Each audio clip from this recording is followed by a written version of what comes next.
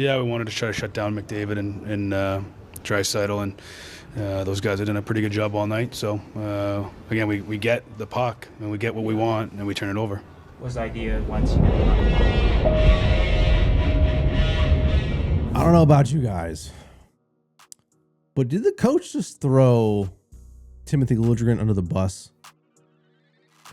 Welcome to the new channel, Sharks Breakdown. What's up, homies? Yeah, new channel just for the Sharks. And if you're just finding this channel, what's up? This is a brand new channel from my other channel. It's about hockey. If you don't know about that, check it out. It's pretty dope. I think it's pretty dope. Anyways, we're here to talk about the Sharks game tonight against the Oilers. I wish I had started this channel off with a better game. I was going to do one after the Vancouver game, but, it was Vancouver. I'm like, I can't really bring the excitement about beating Vancouver. And also, I was just pretty much just dead tired at the end of that night. So I was like, you know what? We'll start it off with the Oilers game. And I thought it was going to be a better welcome to the channel, or welcome to YouTube with this channel.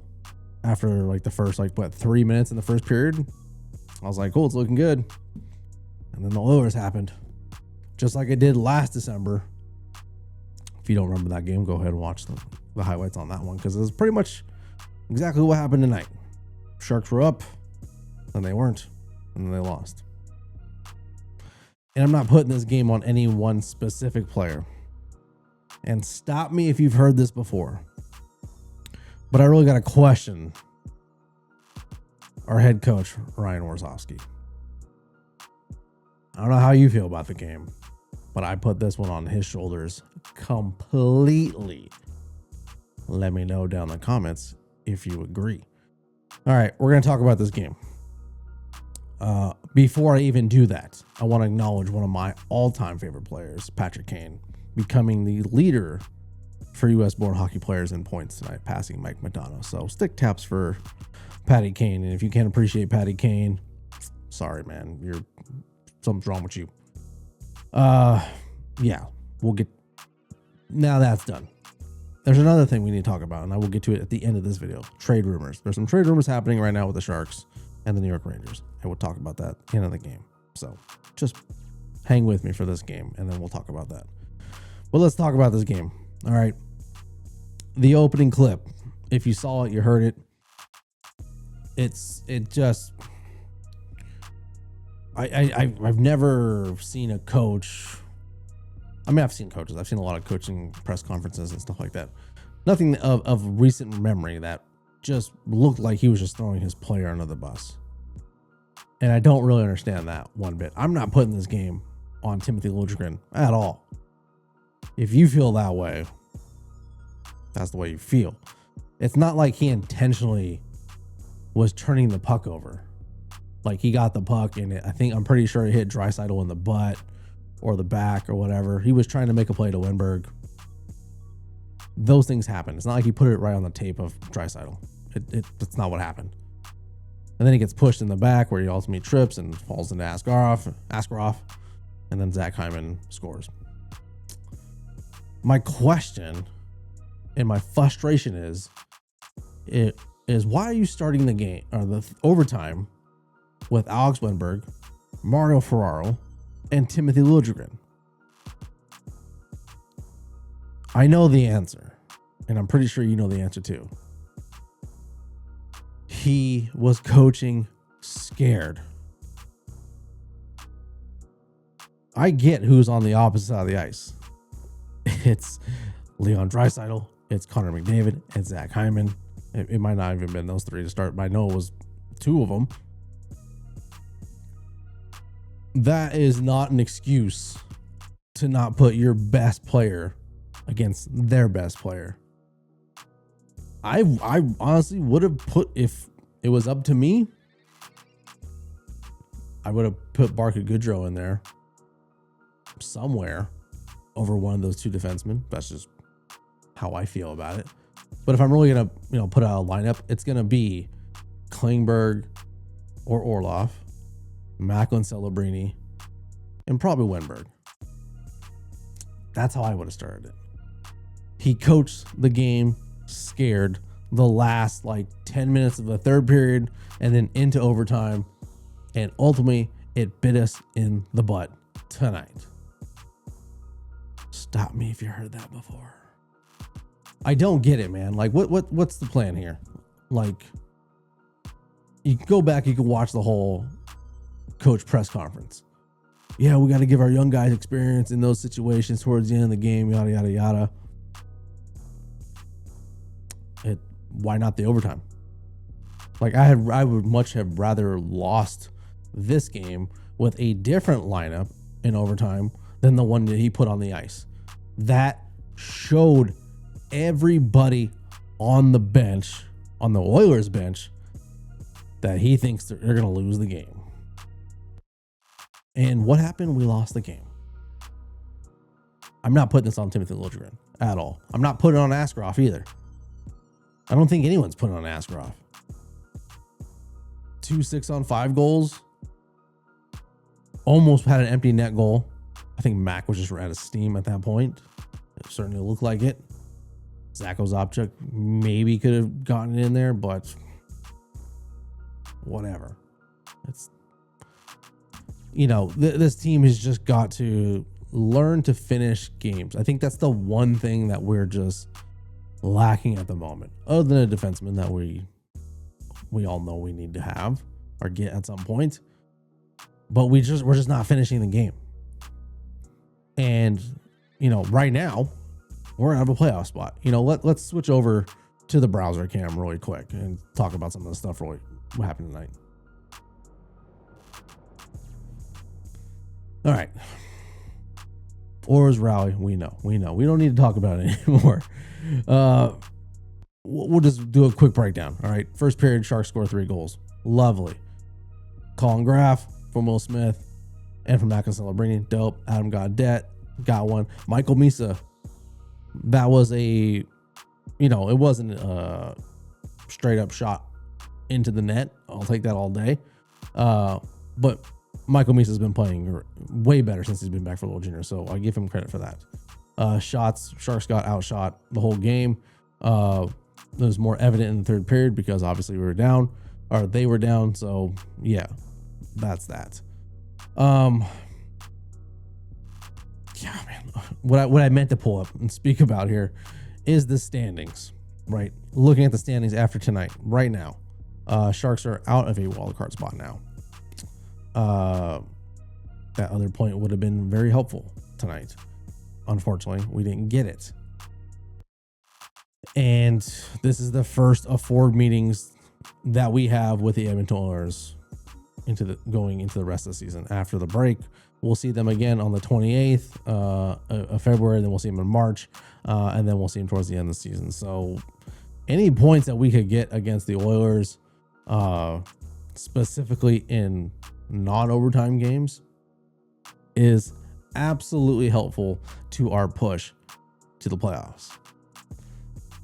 But when you're coaching scared and you're making coaching decisions like the ones tonight, it sends a message to your team and it sends a message to the team you're playing against. To me, that just sent a message that like they cannot put their foot on our throats if I'm the Edmonton Oilers. And that is one thing that is going to be absolutely critical and crucial going into a playoff series. I've seen enough hockey in my life, professional hockey, to know that you better have that killer instinct. Otherwise, you're done. And right now, we're all talking about playoffs and we're going to be in it again, or the hope is we'll be in it again, or we're fighting for it. And I hope we do. But if we put up this kind of performance, because I think right now, if we were in a playoff spot, I think we would be playing the Oilers. I think we would be. Doesn't matter. I would much rather play the Oilers in the playoffs, if I'm being perfectly honest, but not with these kind of coaching decisions tonight. Just, I don't get it, man. Horrible decision making. The game was it was all good until the third period. And then you start making decisions that just don't reflect that you want to win the game. It's like, put out your best defensive effort and hope. No, man, you got to put your foot on the gas the whole way through. You can play that soft, scared mentality when there's like a minute left, especially if you're playing against the best players in the world. Keep your foot on the gas. You can't blame the players on this one. Yeah. Would the players like to have won the game? Absolutely, of course. But you got to put your best players out there in order to do that. I don't get that decision at all. If you get the decision at all, let me know down in the comments, because that was absolutely mind-boggling. All right, boys. I know. I wish it was a better video today. I wish we had kicked this thing off with a celebratory win. But unfortunately, the coaching decisions just did not allow us that to happen tonight. So, yeah. Now, I said in the beginning of this video, there's some trade rumors going on right now that the Sharks have an interest in Artemi Panarin. I don't know how you guys feel. And please feel free to let me know your thoughts down in the comments. If we do, trade for him, I don't know who we give up. After a game like tonight's, my frustration is like, fuck it, bring everyone over. Can we trade a coach? I'll take that one. But no, my honest opinion is we do not need him at this current time. Could we use a player like him? Yes. But I'm not trying to fork out whatever it is we're going to need to give up to get him if we're not even going to get to the playoffs and he's not even going to sign with us. I'm not trying to get a rental for pretty much nothing. Defensive, we need defense players more than anything right now. And to be perfectly honest with you guys, yeah, Brandon Schneider, maybe I would be okay with that one, but I'm still like, do we really need it right now? Do we need to go that route at this moment? Because after tonight's effort, I'm like, for what? So they can sit on the bench and play scared? No, I'm good. I think we have a little blessing that's not in the league right now. And I think it's going to come to light after the college season's over. I think Eric Polkamp, I think his time's coming. I think he's going to fill that gap that we kind of need. He's probably not going to be the 100% answer right whenever it is he decides to come or can come. But I think it's going to be a little shining light into how we're going to play out free agency, maybe even free agency and even the trade deadline. So, yeah, I'm really not trying to pull the trigger on anything crazy right now unless it's an absolute win for us. But again, at the same time, if we're not even going to play the way we need to play to get to the playoffs, I'm cool on rentals right now. I don't need any of them. Just my 2 cents on that. Looking at this channel and how things are going to go, I know I haven't gone into full detail about everything yet, but stick with me. I will get to all the plans I have for this channel. It's all about the Sharks, so rock with me if you're a Sharks fan. I got some fun stuff going to come out for the Sharks specifically, and we're going to do like some interviews with other fans. We're going to do some tape breakdowns, stuff that I think you guys will enjoy, and hopefully you guys will enjoy it. So if you're new to my channel, which it looks like a lot of you will be when this one comes out, do me a fat solid and subscribe to this channel. Go subscribe to my other channel. It's About Hockey. That one, I have a lot of fun content planned for that one as well. And I'll catch you boys in the next one.